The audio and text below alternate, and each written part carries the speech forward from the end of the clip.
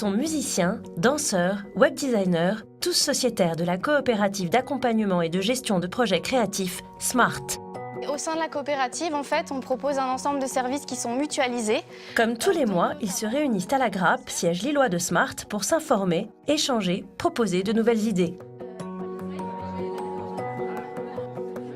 À la tête de cette entreprise sociale et solidaire, Sandrino Graceffa. C'est parti d'un constat simple, c'est l'aspiration de très nombreuses personnes qui souhaitent vivre d'un savoir-faire artistique, très souvent, et qui n'avaient pas de solution simple pour leur permettre de facturer des prestations, pouvoir obtenir une rémunération. On leur propose tout simplement de se regrouper à l'intérieur d'une coopérative, d'une entreprise partagée, leur permettant ainsi d'éviter de devoir tous créer systématiquement une entreprise individuelle. Quand Valérie Manillier, ancienne costumière, décide de se lancer dans la création textile et d'ouvrir son atelier, elle s'est adressée à la coopérative. J'ai fait appel à Smart en tant qu'artiste textile parce que je ne sais pas faire mes contrats ni mes conventions. La réalité de mes contrats, ça peut être un particulier, ça peut être un théâtre, ça peut être une communauté de communes, ça peut être même des clients à l'étranger. Comment moi je fais pour répondre à ça ?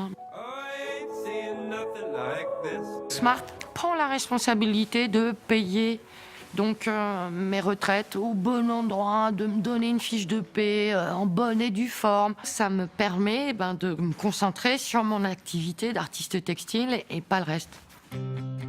Le modèle économique de Smart repose sur un prélèvement de 8,5% sur les budgets des projets. L'intégralité des ressources financières est redistribuée aux membres sous forme de services.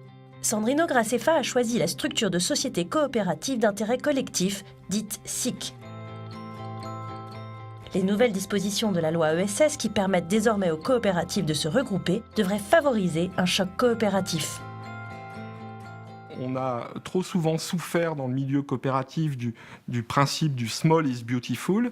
Il faut aussi changer d'échelle, il faut permettre à des acteurs de se regrouper pour pouvoir peser dans le système économique et pour pouvoir développer des projets sur le mode coopératif. C'est pas grandir pour grandir. Si on veut rendre un service efficace et le rendre viable économiquement, il faut pouvoir le rendre au plus grand nombre.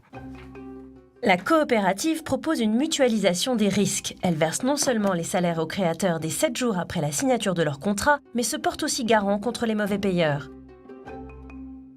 On s'aperçoit que nous avons très peu d'impayés.